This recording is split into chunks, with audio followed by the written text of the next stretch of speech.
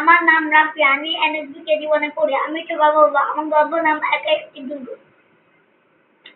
21শে April 21শে April সকালে Baku বাড়ির দিকে এগিয়ে আসতে পাকিস্তানি হানাদার বাহিনী। তাদের লড়াই করছে মাত্র 10 মুক্তিযোদ্ধা। দলে মাত্র 10 জন সেনা। তার উদ্দেশ্য হচ্ছে সিপাহি মোহাম্মদ মুস্তফা কামাল। আমার নাম রাফি, আমি এনএসবি কেজি 1-এ পড়ি। আমি একটি গল্প বলবো। আমার গল্পের নাম পাখালির কথা। বাড়িতে গাছ থাকলে একটু মজা করতে হয়। রোজ ভোরে এসে দাদা পাখালি ডাকা শুরু করে। আমার নাম রাফি, আমি এনএসবি কেজি 1-এ পড়ি। আমি একটি গল্প বলবো। আমার গল্পের নাম কানামাছি ভোব। তপুদের গ্রামের বাড়ি